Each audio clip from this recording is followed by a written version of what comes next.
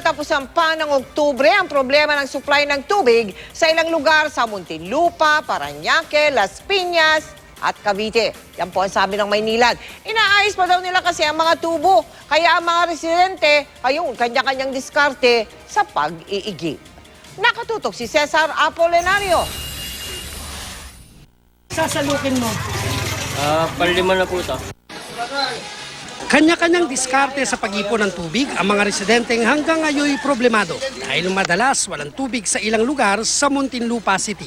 Mabutit may poso at deep well sa lugar nila sa Barangay Putata na pinagkukunan nila ng tubig.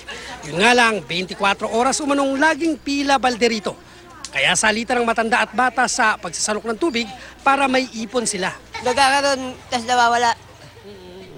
Katulad niyan, pagka maliligo, hindi makaligo na ayos. Siyempre, inaantay yung tubig ng Maynilad.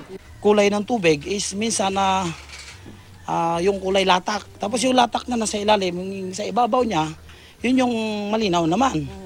Bandang tanghali nagkasupply ng tubig sa isang lugar dito sa barangay kaya nakaipon sila ng tubig sa drum. Dahil walang oras kung mawalan ng tubig, apektado ang mga karenderya. Kasi po wala po kaming way para makabuhugasan namin mabuti yung mga kinakainan ng tao. Problema po, maliligo, maghuhugas, maglalaba. Yun pang pangunahing problema ng pang-araw-araw.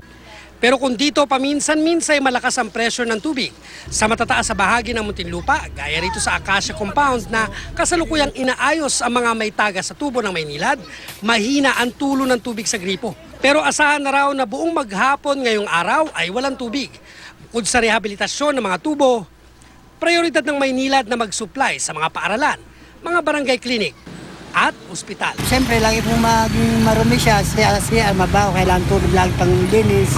Nitong Miyerkules, nag-anunsyo ang Maynilad na hanggang katapusan ng Oktubre, magiging problema ang supply. Ito ay para bigyan daan daw ang rehabilitasyon ng mga tubo.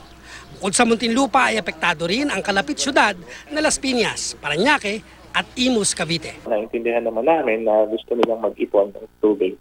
Kung sabay-sabay po kasi nakukuha ng tubig mula dun sa aming mainline, humihina po yung pressure. So nagkakaroon ng abnormal po na withdrawal. Pag humihina po yung pressure, hindi po nakakarating dun sa mas matataas na lugar. Cesar Apolinario, Nakatutok, 24 Oras.